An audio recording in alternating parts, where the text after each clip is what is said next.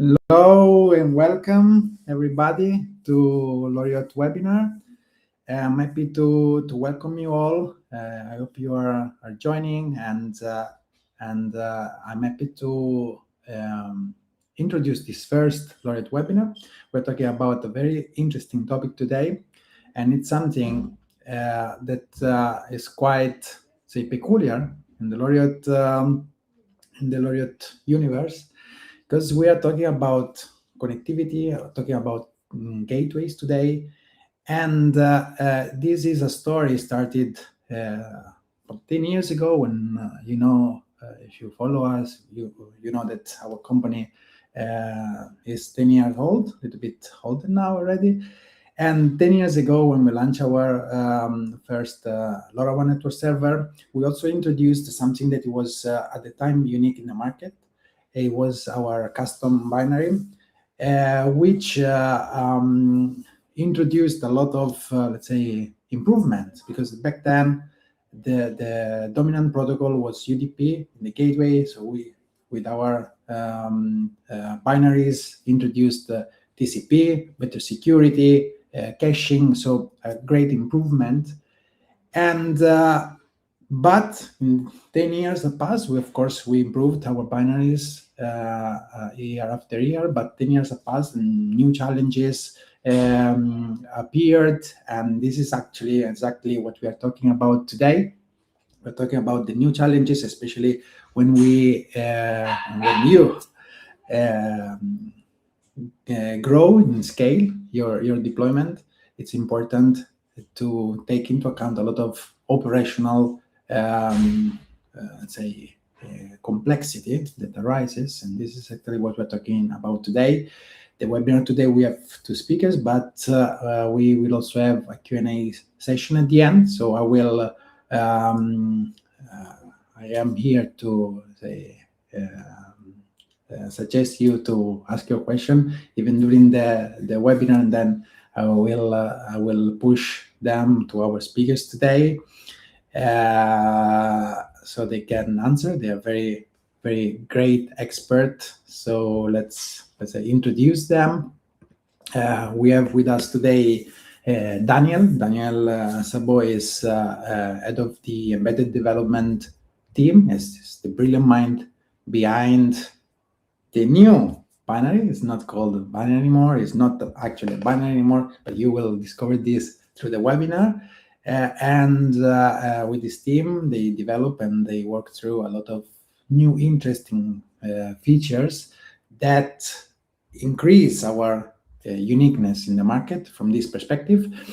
And with Dániel, also Attila Balogh is another talent of our company. Is gateway solution specialist. If he is say the most expert in gateways matter, he provides support to the support team, solving all the issues related to gateways, and he worked very closely with all our partners in the market, all the gateway manufacturer, because innovation is also thanks always to collaboration.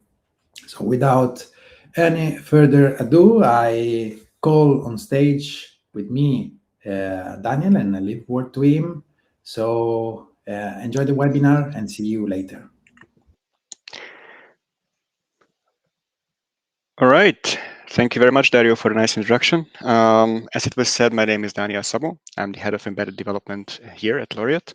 And today we're going to speak a bit about these challenges, these new changes, this new whole world that we're in currently with gateway software and with gateway deployments. And yeah, let's get into it. So I'm going to go through a short introduction of what's actually going on. What are these new challenges?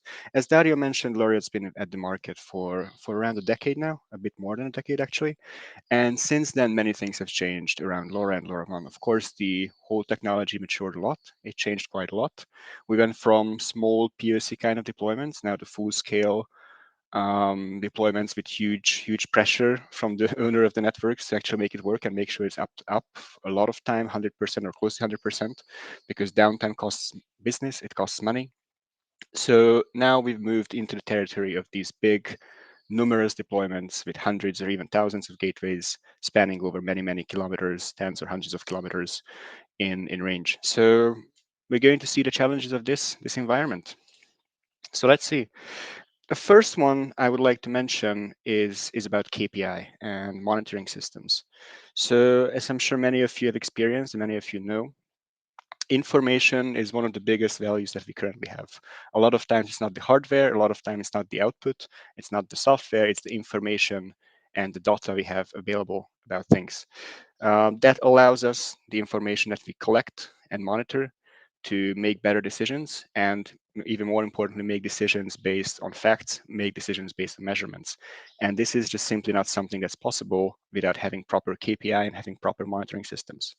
So one challenge that we're aiming to solve with our new software, the LORIOT Edge Agent software, the LORIOT software, is feeding and getting more valuable KPI information from the systems, right? So we're moving away just from having a CPU and memory use, two numbers. We're moving into more details, breakdown of what exact processes are using our resources to give better information for the operator of the network. Next one. This is a bit of a wild card, any kind of software update or any kind of software release, right? Improved robustness. This is something that's very easy to say. This is something that everybody in software likes to say that, yes, with this update, with that update, we improved robustness. But for us, for now, we have something very, very concrete that guarantees robustness. And it's the fact that with our new software, we completely rethought how the software is embedded into these systems, how the software is interacting with the hardware, and how the software is internally created, and it's how it's internally working and functioning. Right, with our new software with Lea, we moved away from a very linear style of programming, and without getting into too much details, we've moved into this more popular and more robust idea of having modules that can work independently. So now where you're running our software, the Lea software, you're actually running many, many modules who are communicating independently. And if we have any kind of problem in any part of our software, it only affects that closed down little region of our code base and not the whole thing. This is very important. This is how professional software works. And I'm very happy to say that this is how LORIOT's software product works as well. All right, let's keep moving on. And the next point is maybe an even more interesting point. And I believe this is something that also, if you have operated or tested or worked with huge numerous gateways or big gateway networks, you know that this is indeed a challenge. And this is guaranteeing reachability even in challenging networking environments. So what do we mean exactly? As the industry have changed and as we are facing new and very different deployments, we see also the backhaul connection, the way these gateways connect to the internet, and the way these gateways, or at least if not to the internet, reach our services is quite is something that can change. There's a lot of variation. So we see, of course, simple LAN solutions and Ethernet cable being plugged in. We also see Wi-Fi-based solutions. We also see cellular-based solutions like 4G, 5G, LTE networks being used to make this connection. And these are all very, very different. If you take a look how the packages travel, what path they take, how many routers, gateways, and so on they go through, how many firewalls they have to pass, you realize that there's a huge variation in the paths that we connect. And in simple networks in your home office or in your simple office setup, of course, you will not see anything of this. But if you have really these gateways connected to various different backhauls, going through various different firewalls and routers, you will see that it's a huge value if you can guarantee reachability, even in these challenging and widely different networking environments. And this is a point that my colleague Attila will later go into a bit more in details. And the next point is fine-grained logging for better understanding of behavior. So of course, logging is not new to anybody. Anyone who's ever used any software for anything, basically, knows about logging. In the professional environments, logging is the basis of all. It very much ties into my first point of information being value. And logging is very, very important in that regard. Also regarding bugs and problems, if you're running hundreds of thousands of gateways, even though our software is well tested, and I believe it's quite stable, you will still run into problems sooner or later. That's just the nature of everything at scale, right? So, and if you have a bug, if you have a problem, solving that bug and solving that problem is just the very first step.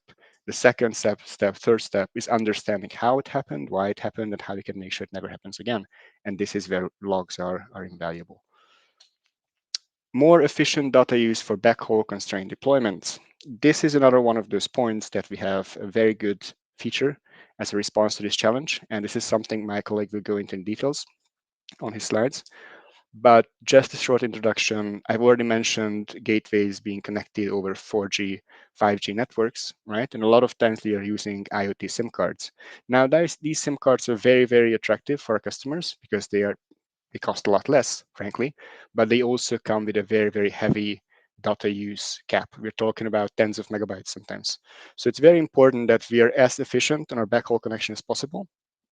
And to guarantee that, at LORIOT, we've developed this new solution, this new protocol type that saves quite a reasonable amount of backhaul traffic on these gateways. Having better configurability for fine-tuning behavior to fit specific needs. This is another one of those points where we say we have see a lot of variety and not two gateway deployments are the same, right? So we have to use the same software, of course. We will not create different piece of software for every single customer. That would be undoable. But what we can do is make our software flexible.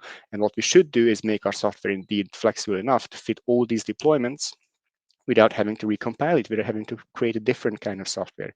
So we introduced a lot of parameters, a lot of tuning possibilities, different methods to have access to this tuning remotely, even live, without having to restart our software.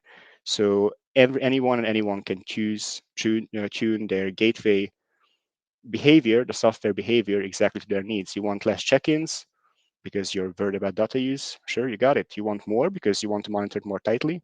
You can do that too. It's up to you.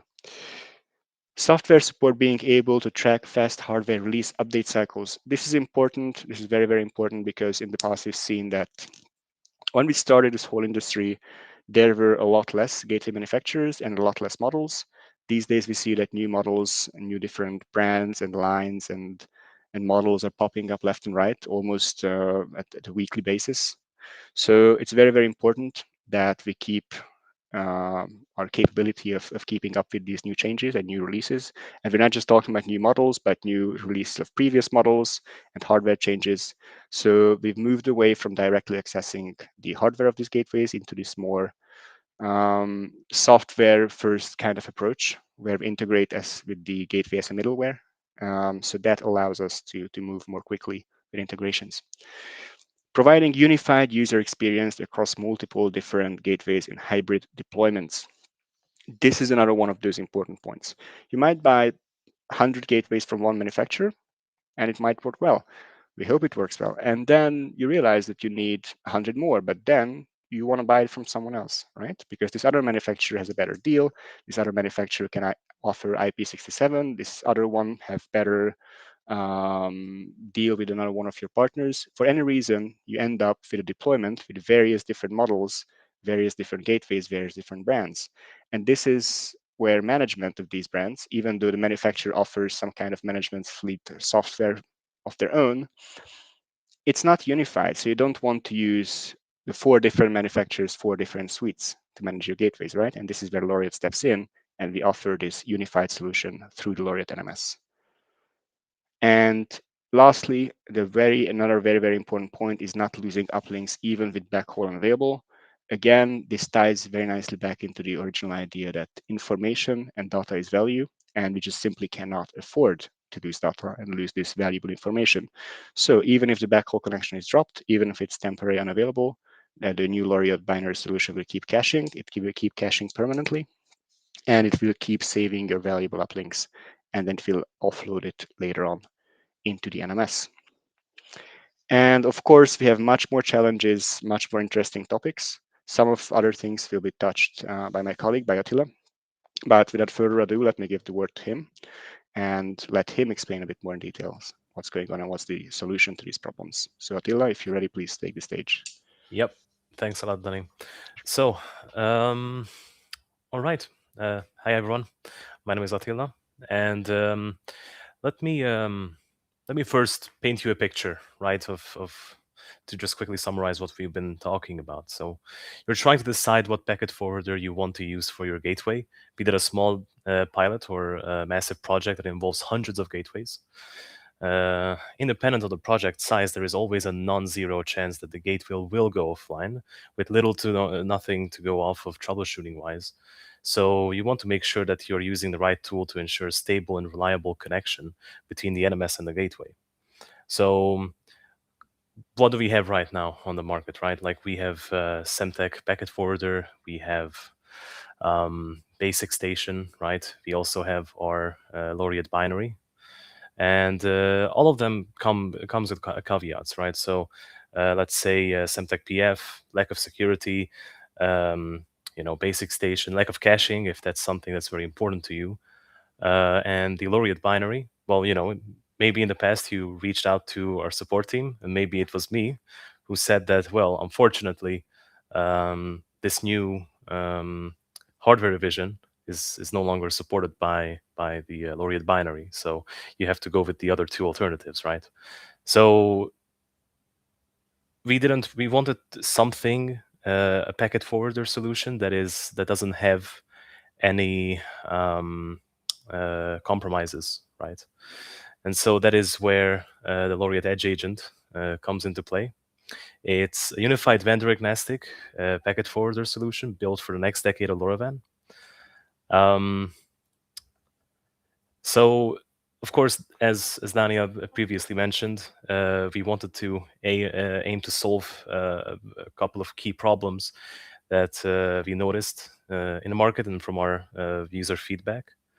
It was lack of compatibility. There also had to be a way to cut back on the cellular costs, right?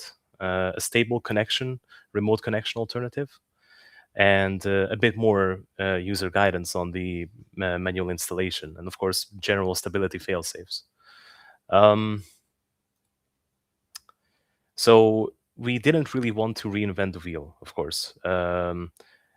We had to fine-tune this in order to make the LORIOT Edge Agent as compatible as possible. So we took the stock Basic Station protocol, right, as a base, and that actually allows us to maintain tighter compatibility with gateways. So let's say you have a rack 7268 CV2 or V2, right? For that one, for example, we don't have LORIOT binary integration, but since it does support Basic Station, and we have tested it, of course, now we have a working LORIOT Edge Agent integration for that gateway. So we wanted to stick to that, and but the fine tuning comes into play when we wanted to add more features on top of it, because there were some that were present in the LORIOT binary, but not in Basic Station. So we wanted to just keep building on top of that idea to make it less challenging for us, and to make it more useful for our customers, of course. Right. So the first big key feature is the cellular backhaul efficiency, which the LORIOT Edge Agent binary protocol takes care of. This protocol addresses a common challenge faced by operators using cellular connection, high backhaul data usage. While previous features like NetID filtering helped reducing data load, they often fell short of providing a complete solution.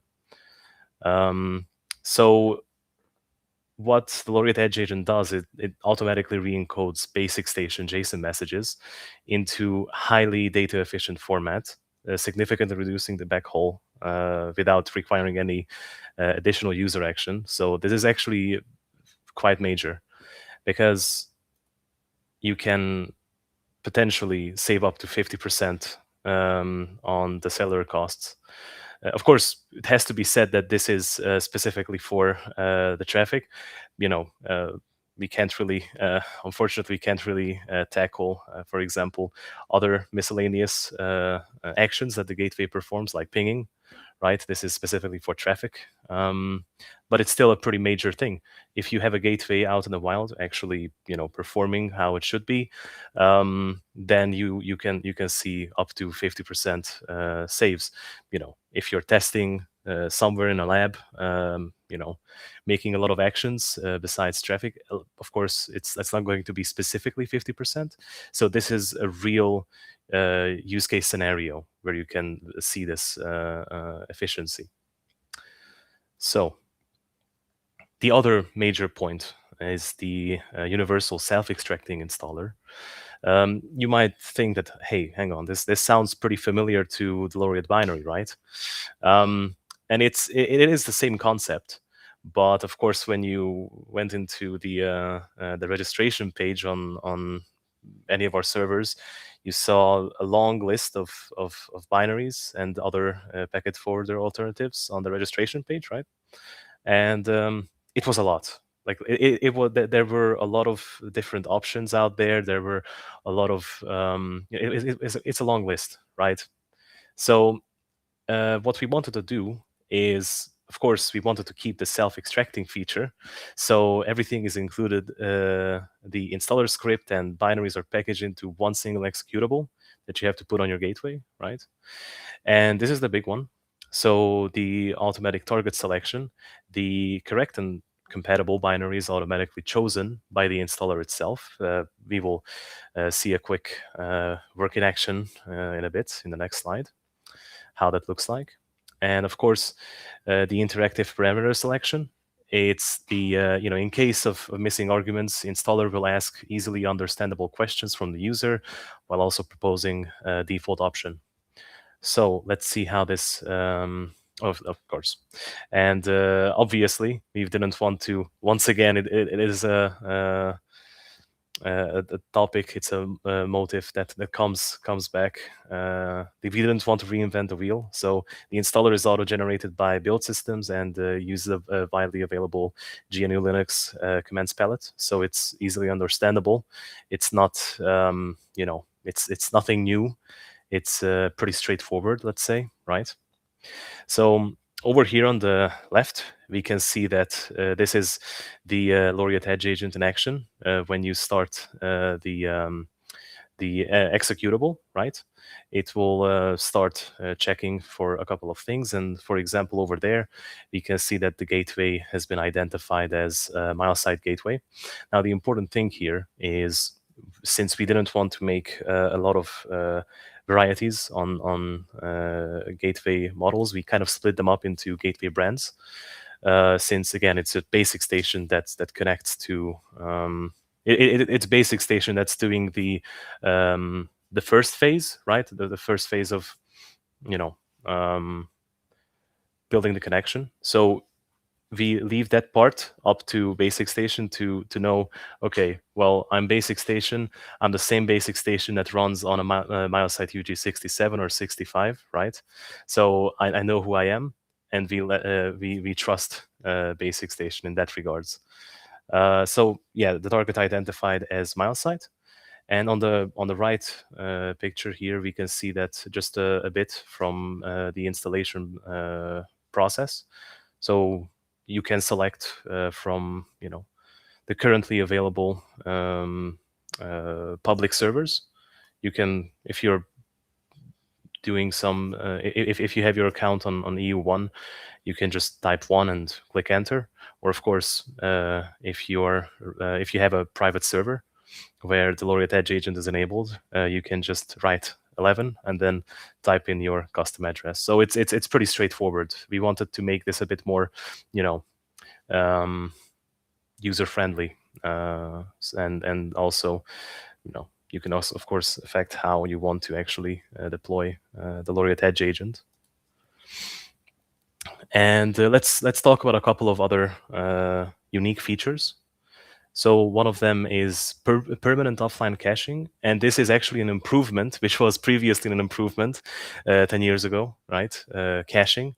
Now we actually have offline caching as well, and it's permanent, right? So it's actually not saved on the RAM of the gateway. Rather, it's on the hard drive. So whenever, if for some reason the gateway restarts while it's not connected to the internet, it will still save the uplinks, right? It won't just disappear completely.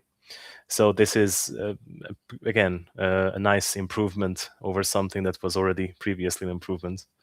And yeah, we also have SQL logging, which is going to allow you to, set up advanced filtering options, so you don't have to, go through hundreds of lines of just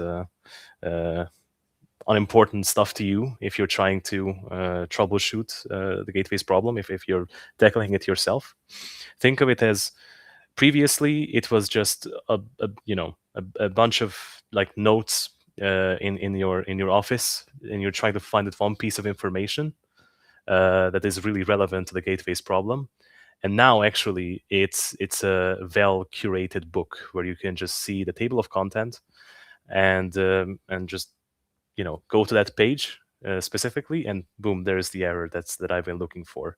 So this is useful to those out there who would like to, first tackle their problems related to the gateway. Or of course, this is also good for us, for the support team, that we have readily available log, which is a bit more, again, curated, that we can form appropriately to the problem itself. So that saves a lot of time spent troubleshooting. We also have rollback. So of course, in case there is something wrong with the new update for the LORIOT Edge Agent, it will automatically attempt to roll back itself to the previously working version with a backup, right? So it's of course saved in the gateway. Of course, again, if the gateway is like completely full on like hard drive, this might not be available, but hopefully your gateway is not completely full up to the very top with data. So hopefully this will also be something that's going to be quite useful in the repertoire. So the gateway can just continue forwarding traffic, even though it actually had a faulty update. And we of course also have a VPN client. Now, by default, an open VPN client is installed automatically with this, let's say, the default installation profile, right? When you're installing the LORIOT Edge Agent. And this also, this helps maintain a plan B if the gateway sees this connection to the NMS, but still has internet connection. So you can still, affect remotely how the gateway should behave. Maybe you can even, set up a different packet forwarder in the meantime if something is completely wrong, so you still have your options available. It's we wanted a lot of freedom for the users to have and to not worry about these sorts of things. Of course, this is a gateway best practice to have a plan B connection. It's something that some users just forget when they're deploying their gateways, and then they're in trouble when the gateways go offline and there is no other way to reach it, right? It's not on the same network. It's just out there on some skyscraper or in the jungle. Like, of course, that costs a lot of money to get to those places sometimes, these remote locations. So it's always important to have a plan B in these sort of scenarios. And yeah. The currently supported gateways are CareLink, MileSite, RAC, Multitech, and Robusto. There is a full list on docs.loriot.io regarding the full list of currently compatible gateways, which is, of course, updated as new integrations come out.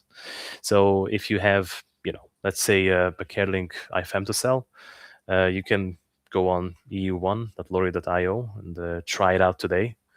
It's publicly available, and we are happy to hear your input on these matters.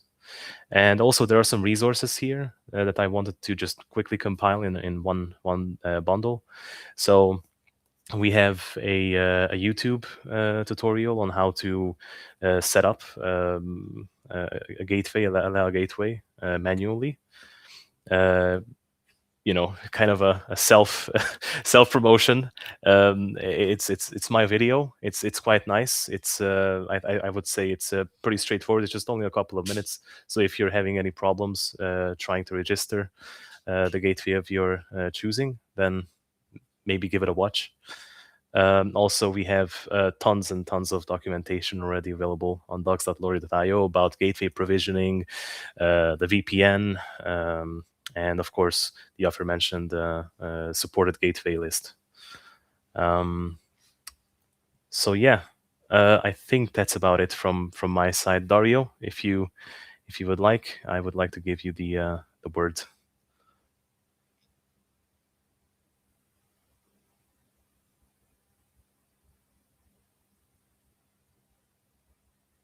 Here I'm back with our speakers. Thank you, Attila. Thank you, Daniel.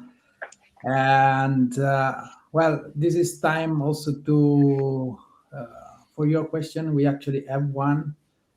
I'm very happy with this. I mean, the improvement we have done with Lea is massive. And before we have actually already a question, but I wanted to mention something. I don't know if you're familiar with what happened with the British cycling in early 2000, where a new coach, Dave Brailsford, took over. Great Britain was like coming from 1 century of mediocre result in this sport, and the new Dave Brailsford's approach was to consider the aggregation of marginal gains.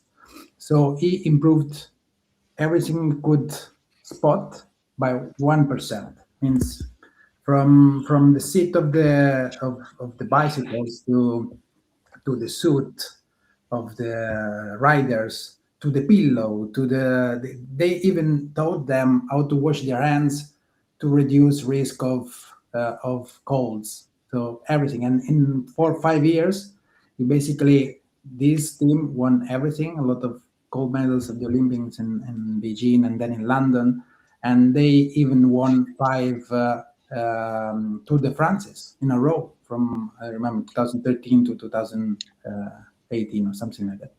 So it was massive change created by the aggregation of small things. And what you have represented is, let's say, a lot of features, a lot of improvements, sometimes small, sometimes even big, like 50% reduction in payload and traffic. The other traffic is massive. And it's even more if you consider an infrastructure made by 100 of gateways or 1,000 even.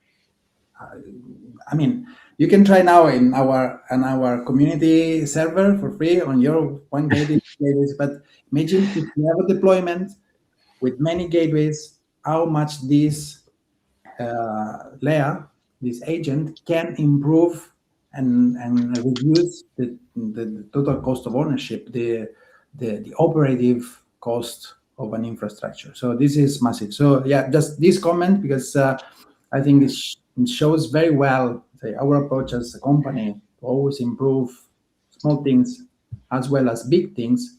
So now I leave the question is very long. I don't know if we can go even bigger here, otherwise I read it. So this question comes from David Martin. Is there any visibility at the layer level into device-side payload efficiency? For example, how many bytes each device is actually transmitting per message? For deployments where the bottleneck is the radio link rather than the backhaul, payload compression at the device level could compound the gains layer delivers. Who wants to answer this? It's a pretty technical one. Okay. If you don't mind, Attila, I would go ahead on this one. Please. All right. So this is a very interesting question. Thank you very much, David, for asking this question. Yes, so of course, when we talk about efficiency and we talk about different constraints, constraints appear at various levels. It's on this presentation with our software focused on the backhaul of the gateway. So that's where we had our savings. And this is, as you mentioned, it's a bit different than what we have with the devices. So device payload and the gateway's role when it comes to the device payload is an interesting question, right? So for us, first of all, the most important thing is to stick to the LoRaWAN, how the LoRaWAN system is supposed to work, right? So we have these 3 different actors, or 4 different actors, 5 different actors, depends on how you count. But within LORIOT, we have these 3 different actors. We have the devices, we have the NMS, and then we have the gateways, this link, this bridge connecting the 2. Now, when it comes to device payloads, according to this LoRaWAN scheme, according to the gateway's role, there's not much to be done by the gateway. The gateway is supposed to be kept a bit dumb, according to the LoRaWAN standards. It's supposed to be this radio bridge, this extended arm of the NMS, physically collecting the information, forwarding it to the NMS. So what we did with our improvements is focusing on making sure that this link stays online and making sure it's reliable and well provisioned. But the functionality itself that it provides is supposed to be simple because the logic is supposed to be handled within the NMS. So that's where we have those kind of features. So answering your question, if monitoring the device payload size or monitoring or getting some sort of efficiency number out of this, that would be useful, but this is a feature I believe that you should be asking when it comes to the NMS, because that's where we should have this kind of analysis and heavy lifting done. I believe the NMS, I know the NMS should have every piece of information available to calculate this, and then maybe even you can bring this forward into your application layer and have some decisions made there based on this kind of efficiency. Again, when it comes to the gateway only, we cannot really do much with the payload itself. By design, if the payload is encrypted, the keys to decrypt it is not even known to the gateway, right? So we cannot see the content, and we cannot even really compress it because, well, it's an encrypted payload, so we cannot just chop off bytes like we do with the protocol layer, where we actually save traffic. So I'm afraid answering this question that this is not something LEA takes or something LEA answers as a feature, but something that should be and could be answered, but on a different layer within the NMS. Yeah, thank you. I think this answered the questions, and of course there are options in the market also for compressions and different layers, of course. Another question also from David Martin, this fit. So very active. Yeah, let's read it for our audience anyway. At scale, how do you currently distinguish between a device that's degrading versus one that's just in a poor coverage area? Is there any signal level or entropy-based health indicator built into LEA, or is that left to the application layer? Another, yeah, I like this. I like that our audience is engaging and challenging speakers. They're going for detailed questions, very rightly so. So thank you very much, David, again. This is a very interesting topic. I'm afraid I might have to disappoint you a bit yet again, because I'm going to have a very similar answer. That what you're asking for here is, again, it's very reasonable that you want to know this. It's just we're at the wrong level to discuss this, and maybe it's not the right meeting to discuss it. This is supposed to be an NMS feature, right? So we talk about like signal levels and so on. All this information, we mentioned that we send in these KPIs, we send in all this information. Of course, we send in all kinds of radio information to the NMS exactly for this reason. So all this available, all this data and all this information and all these measurements available for the NMS, so the NMS can make these decisions and make this analysis. So again, we try to keep the gateway as simple as possible. It collects the information, but how the information is being processed, how that's being turned into health indicators about devices and so on, that's something to be done within the LORIOT NMS. Thank you. Thank you. We have another question. This time is from Chris Ferron. Are there any timelines for adding additional gateway models? Wondering if there are plans for MileSite UG63 to be supported. This is very specific. This is probably Attila. I can take this one. Take it. Yeah. So currently we don't really have any public roadmaps of when new gateway models will be added to our roster. But of course, in the first round of support, it's the UG67 and 65 models. Of course, at this point, it's going to be a much easier process to integrate new gateways, especially from already existing, hardware manufacturers. So I would say it's not, there is not a clear date when this is going to happen, but I can say that it's going to be much less than what it would be in the case of the LORIOT binary. So it is definitely something that is doable. Right now, we are trying to expand a bit more, manufacturer-wise, but we are going to be, retackling some of the newer and some of the gateway models that weren't integrated yet for gateway manufacturers. So the UG63 is definitely something that can be added to that list in the future. Yeah, I'm sad Attila didn't give a specific timeline, not even more or less. I am on the side of Chris this time. Yeah, it's very, very, very, very smart for not giving an exact timeline. It's always hard to fit something that we say in an ad hoc way in a meeting. But one thing I can say for sure, and just adding a comment for this, of course, we're a profit-oriented company like everyone else is usually. We're looking for business. We're looking for opportunities. If you have business and you have something that you want to do and it involves this gateway, even if it's not on the list, even if it's currently not supported, the best thing you could do is reach out to us, reach out to our sales representatives, and they will build a way to make this have this working, right? If you're working with really, really short time frames, of course, we cannot make something appear of thin air with very short time frames. But if you have something that you're planning with these gateways and you can plan ahead in the future, the best thing you can do right now is reach out to our sales reps and have this conversation going. And then sooner or later that will reach us and will reach my side and we'll make this work. Yeah. One more comment. Apologies, just one more comment here to share. The reason why we chose those specific gateway models that is listed on our docs page is because we took our user base, what gateways they use, and we try to build around that. So obviously we wanted to build something that is not going to disappoint the majority of our user base, and also some new gateways that our partners came up with recently. So that is why we chose those ones specifically. But of course, the UG63, where there is business, there is potential, and where there is potential, there is a potential way to make a new integration for LAO. Thank you, guys. One more. Well, a couple of more, so get ready. This is from Yannick. I know this guy. He would like us probably to go a little bit more in detail. So yeah, let's please Yannick.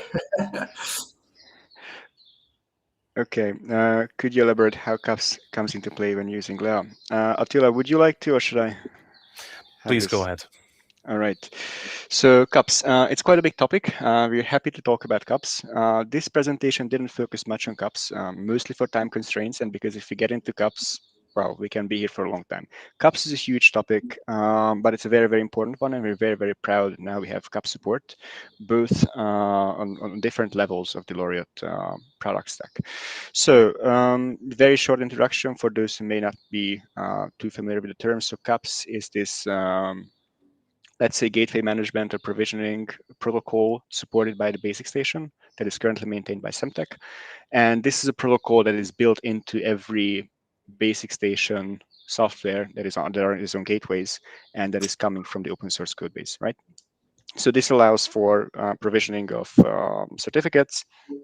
This allows for changing certain parameters, redirecting the gateway, and also very, very importantly to us, it allows for pushing down an arbitrary update through this protocol, and that could be our installer. So with LAO, with our new software, we weren't just tackling how the software works, right? That's part of the equation, of course, a huge part. That's the part that you have to live with for many, many years throughout the deployment. So that's a very important one. But there is something I believe equally important, and it's that how do you get that on the gateway? If you have 3 gateways, it's not a problem. If you have 30, it could be a problem. If you have 300, 3,000, yeah, you want us to have something for you when it comes to these huge deployments, and this is where cups comes into play. At LORIOT, we've developed our own ZTP solution that is based on cups, and we also have our update mechanism that are based on cups. So we're using the underlying basic station in the gateway software stack to push these updates and to push these deployments. What Attila said about the universal installer, basically that is what we're pushing down. So we don't have multiple different packages or kinds. We have one thing, one unified thing that's tested and works, and we can push it down through different ways. And one of those ways is indeed the CUPS protocol. So if everything is configured properly, and if you're with a supported gateway brand on a supported model, what could happen is that instead of having to copy files, having to copy installers, having to SSH something, having to SSH into the gateway, or having to SCP files over, you could just simply use the gateway that is being put into this CUPS state. This is something that will be supported by our manufacturing partners. And then what you could do is just basically by clicking buttons on the UI and selecting the right things, provision a gateway, right? And this is a huge step because we have many customers who are coming from the business part of companies, who are coming from sales and so on, or coming from a completely different field of expertise, and they are not LoRa experts, they are not gateway experts, they don't have 50 different Linux commands under their fingertips, right? That's not their job. So for them, I believe this is hugely valuable, that they can provision gateways without having to go into the terminal, without having to go into details, without having to know these commands. And this is where CUPS comes into play. This is the underlying protocol that makes this possible. So we have very high hopes about this. And of course, another thing is that if you can do this with one gateway, right, without having to touch it, without having to manually do anything, there is no limit on how much you can scale this. So this is the other reason we wanted to remove this manual intervention, so we can scale it to tens, hundreds, thousands, as we wish. So yeah, we have this CUPS-based provisioning. It's very important. We have very high hopes. It's already working in some shape and form. Of course, this is also a continuous project. We continuously keep pushing for tighter and tighter integration with manufacturers. And with this one, I have to say it's very important also to reach out to us, to reach out to our sales reps, ask about this feature if you're interested. And we can give you a status on different models and how far you can go with each of these. But again, reach out, ask about it. We can show you how it works, tell you how it works. And if you need something that we don't currently have, well, we can make it happen. Yeah. Well said. One more question. So yeah, okay. Do you have any further information on how larger gateway fleet can be migrated from older solutions like LORIOT binary to the basic session and layer solution? All right. This Attila, sorry for it's like anonymous user. So Yeah. anonymous user. Anyone for Yeah, it's once again a reoccurring thing that I wouldn't like to delve into too many details. I need to obscure some facts, but we are working on something that will make the users happy for migrating over their gateways from one packet forwarder to another.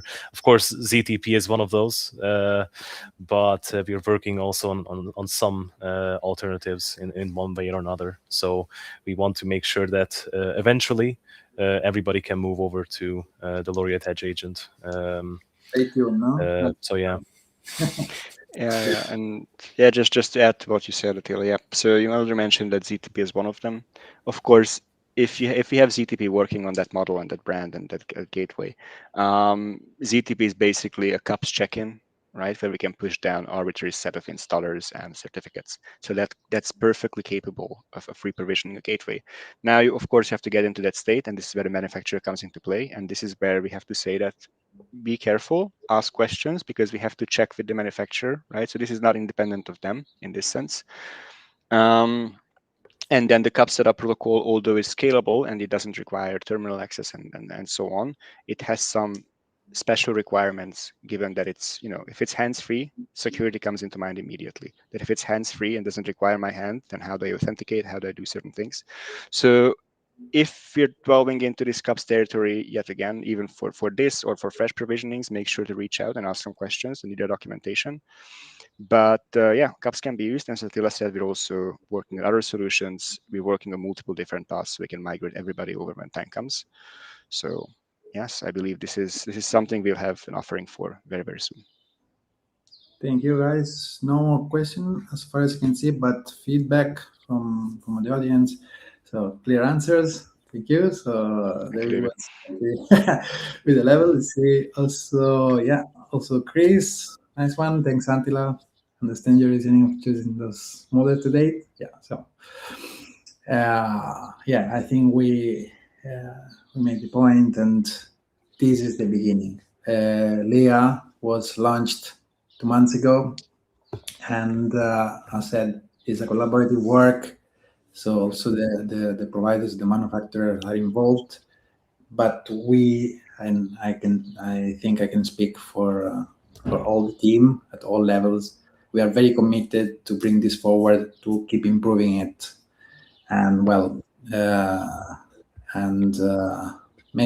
answer all these questions and make it a very full product. Also, the anonymous user was okay. No, it's not anonymous anymore. The cat is out of the bag. Thank you.